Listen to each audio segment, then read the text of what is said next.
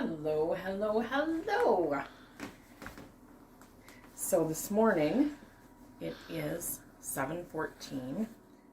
I'm Heidi from Sunbury Borough, and I'm doing a series on how I make my sourdough bread for approximately $1.22 Canadian a batch.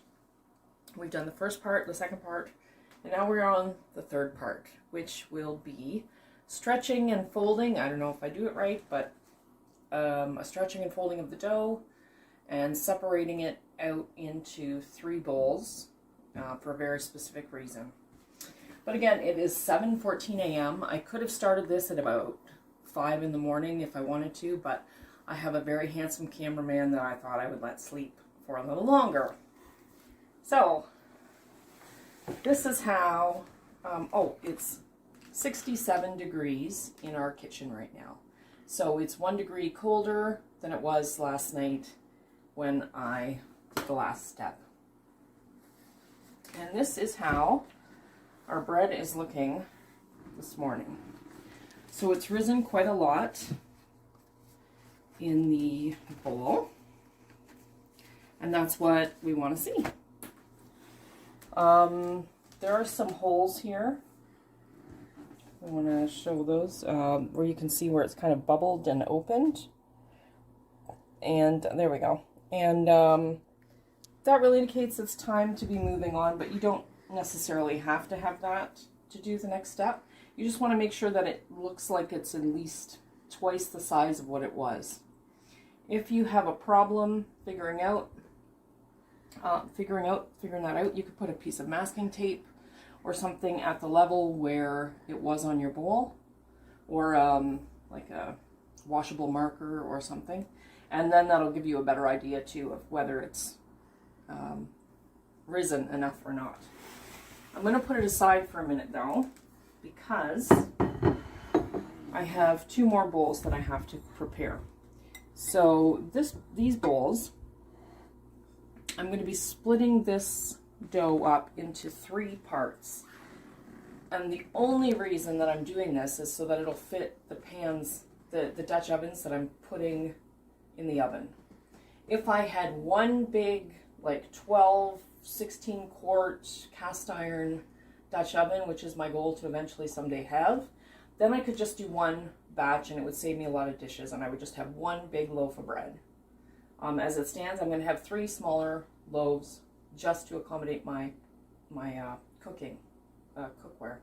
So do that however it works out best for you. If you've got a great big Dutch oven, you do need to have something, a Pyrex cooking casserole dish or something that has a lid on it. That's important. You need the bottom and the lid on it. And I would not suggest like one of those roasters, like a black roaster for cooking a roast or a turkey or something in, because I think the bottom would be it wouldn't be good enough. It would burn the bottom quickly. You can try it if that's what you have. Like don't not try it if that's all you've got. But if you've got something with a thicker bottom on it, that's probably a much better choice. So I'm going to put oil in these so that when we go to take, well, that's maybe a little much, but when we go to take the bread out of here and put it into our pans, it'll be easy to slide out. So I just have to get all these bowls coated in oil.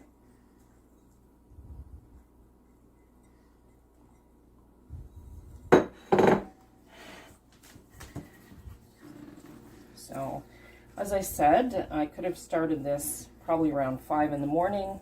I'm a school bus driver, have been for about 6 years, and so if you are someone who is more awake at night than you are early in the morning, take the times that I've given and readjust them to the best way that they work in your life. It's not that these times are set in stone. These are just guidelines to help in case you need them. Now I'm going to get into getting my hands more involved in this bread dough than they've been so far. So my first step is I'm going to wet my hands pretty thoroughly, again like I've done other times, just to make sure that they're not sticking.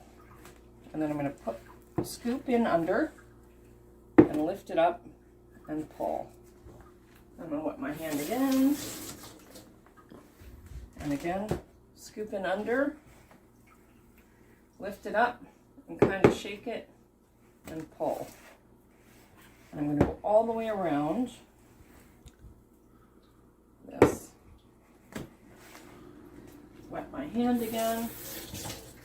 I don't like having stuff on my hands, and that's probably the most annoying part of this. I'll make mud pies all day, but having sticky things is not, I don't enjoy that.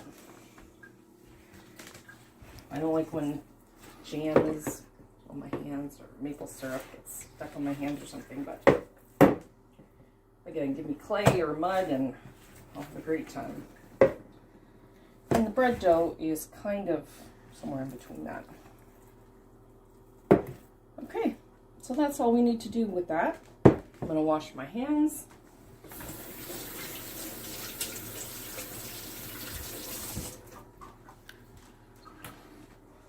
And now I've got to grab out the flour. I forgot to grab the flour out.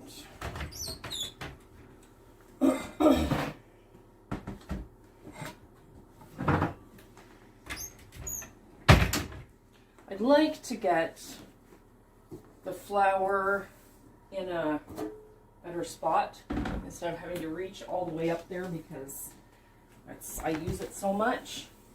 But that's just the way the kitchen is organized at the moment. So I'll switch that up when I can. And that has nothing to do with baking bread.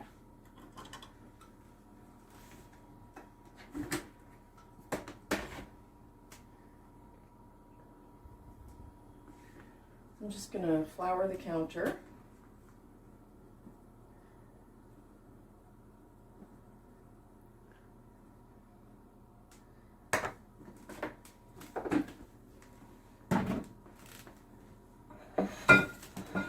I have a little scraper.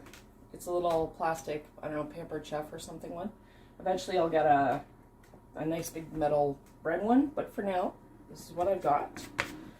And so, I'm just going to scoop this bread out onto the counter.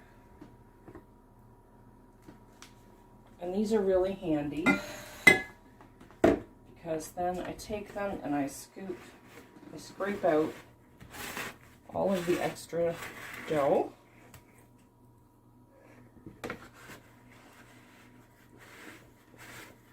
Just to be a little more frugal. There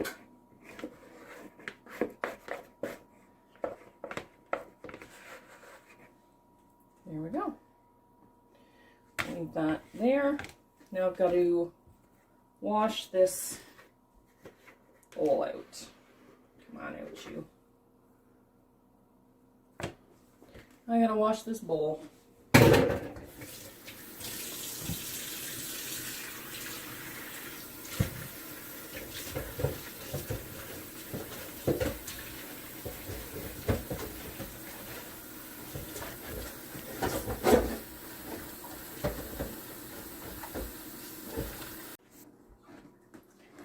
So my bowl is nice and clean.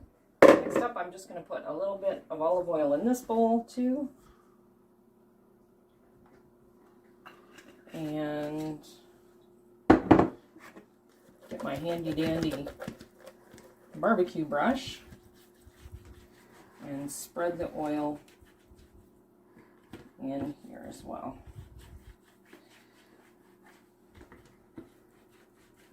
Just to make sure that when we go to dump it in the hot pans, that just to make sure that when we dump it in the hot pans, it doesn't stick to the bowl and isn't hard to get out.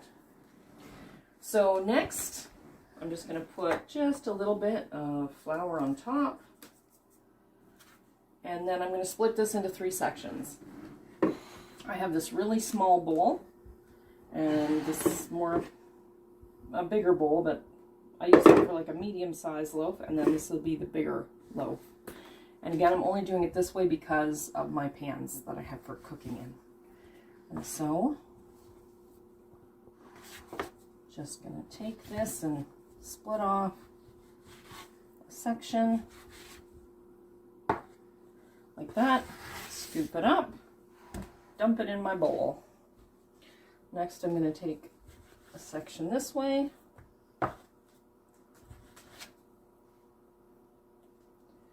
off, and put it in that bowl. And I take this last big section in this bowl, and we are done this part. I'll cover it with my wet towel again. And this is the mess you've got to clean up, and these are the dishes that are involved in this section. As far as having to be cleaning up, this is the mess that's made. So I'm going to go out with my family for a few hours, and then when I get back, we'll get to the next step.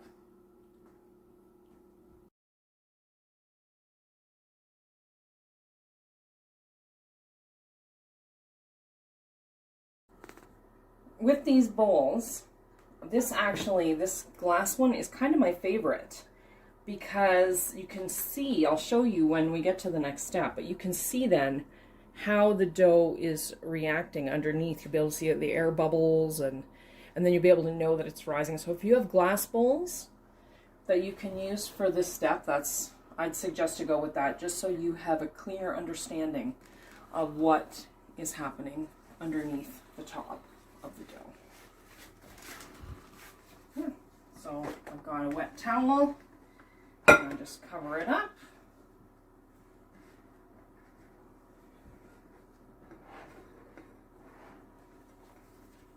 And away we go.